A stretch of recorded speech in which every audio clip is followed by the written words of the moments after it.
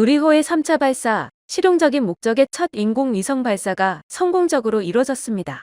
발사체 1, 2단 및 페어링 분리의 전 과정이 모두 정상적으로 이뤄졌고 위성 분리와 사출에도 성공.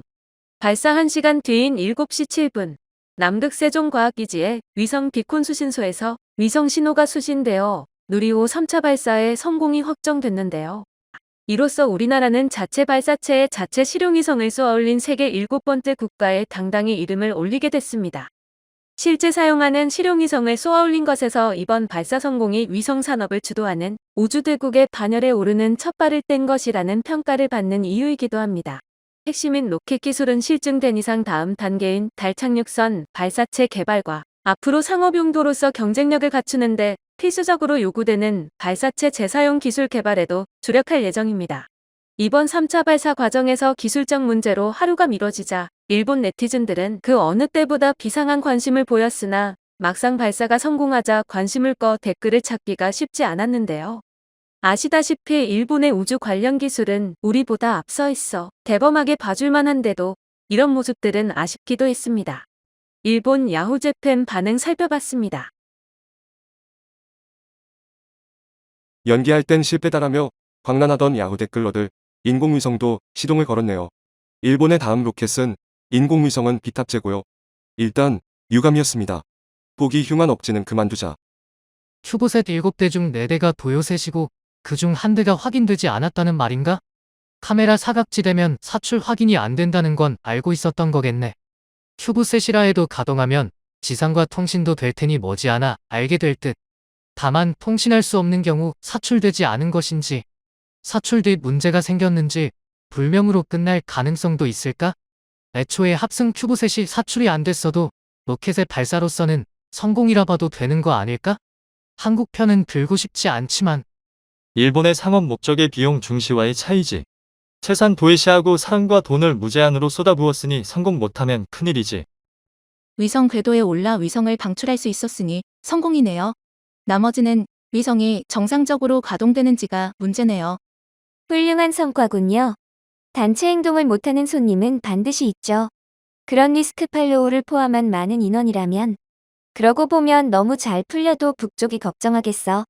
기술을 달리 이용하지 않을까 하고. 적당히가 최고야. 선진국에서 베끼는 게 제대로 안 돼서 기술 향상은 바라기 힘드니 자신을 위해 그만두는 편이. 뒤쫓는다고는 하나 점점 기술을 굳히는군. 우리도 열심히 해야지. 우릴 따라잡지 못하도록 하야부사 3 발사와 윈 비행을 빨리 성공시켜요. 우주 쓰레기 늘리지 말라고. 어떤 기준인지 모르겠지만 한국이니까 또 자국에 유리한 카운트를 했겠지. 실패가 계속되는 일본, 성공을 이어가는 한국, 우주산업에서도 뒤처져 버린 일본. 작사 해체해서 고령자 복지로 돌려야겠죠. 그 정도 아니면 재정을 감당할 수가 없어요. 그렇습니까? 전혀 그렇지 않은데요. 실패는 따라오기 마련인데요. 지식이 너무 얕네요. 고작 2번째 시험 위성이잖아요. 실용위성이면 폰타니 크기의 정지위성이 아니면 기상위성에도 못 써요. 외국산 부품 모은 걸 조립만 해도 국산이니까 순수 국산 개발, 제조, 발사가 되고 나서 보도해야겠죠. 한국 말고는 수요가 없네요. 상용으로서 돈을 창출하고 나서야 비로소 가치가 있는 건데 아직 실험 단계에 아무것도 만들어내지 못한 돈 먹는 불꽃놀이잖아. 실패가 계속되는 일본과 달리 멋지게 발사 성공이군. 이것은 이제 한국에 추월당하는 것도 시간 문제일지도 몰라. 진짜 어떻게 해? 이젠 뒤가 없다고. 확실히 최근에는 실패가 계속되고 있습니다만 하야부사 2A는 성공률이 매우 높은 실적을 거듭하고 있고 일본의 우주 개발은 궤도 투입 이외에 기술도 가지고 있기 때문에 뒤가 없다는 것은 쫄속인 결론이 아닐까 생각합니다. 민간 기업들이 점점 실력을 키우고 있기 때문에 경쟁력을 유지하려면 남다른 노력이 필요하긴 할 겁니다. 실패의 연발이긴 하지만 각각 다른 프로젝트입니다. 각각의 실패 원인을 규명하여 다음번 이후의 성공으로 연결하는 것이 중요하다고 생각합니다. 실패를 탓하기보다 원인 규명과 대책을 주시합시다. 작사는 로켓도 답 없고 위성도 답 없지. 달 착륙도 실패하고 이대로 한국에 깔끔하게 밀릴 듯. 거기다 하야부사 실패 이유는 확인 누락이라는 거. 로켓이라면 상관없지만 도착지라고 해야 하나? 하고 싶은 건 군사 전용이니까. 내 기억으로는 2020년에 달 착륙 성공시킨다고 한 것 같은데. 지금의 한국 로켓으로는 정지 궤도에조차 쏘아 올릴 능력이 없는데 희망망상을 부풀려도 좀 캐로신 로켓에 만족해도 세계엔 4, 50년 늦었다는 걸 잊지 마세요. 누리호 발사 성공하셨습니까? 이제 발사될 로켓도 성공이 잇따를 것 같네요. 한국이 이렇게 나온다면 우리나라도 우리 회사도 실패할 수 없게 됐네요. 국산 로켓으로 위성을 발사할 수 있는 능력이 있는 나라로 치면 한국은 11번째야. 인공위성의 보유수라고 하면 한국은 20번째 정도야. 우주 강국은 미국, 중국, EU 다국적, 러시아, 일본, 인도, 캐나다, 영국 정도. 솔직하게 축하하고 싶다. 쇠퇴 중인 일본인데 한국에 들러붙는 아저씨들 댓글이 20년 전부터 바뀐 게 없다는 게 유감. 일본에서 우주 개발 중인 분들은 이런 타국의 발목을 끌어당기는 아저씨들 상대도 안 할 뿐더러 착각하는 건 너네가 일본 로켓을 개발하고 있는 게 아냐. 우주 개발 분야까지 한국에 밀렸나? 일본 정말 퇴물됐네. 2032년엔 달, 2045년엔 화성. 야심차다라기보다 황당무계한 계획이네. 댓글에는 부정적인 내용이 많은 것 같지만 한국의 기술력, 국력이 확실히 올라가고 있다는 것은 순순히 인정하는 듯 하네. 일본은 20년 전만 해도 1인당 GDP는 세계 2위였지. 이젠 31호 후퇴. 지난 20년간 일본인의 급여는 겨우 1% 증가했고 한국은 40% 증가해 마침내 일본인 급여 수준을 초월했어.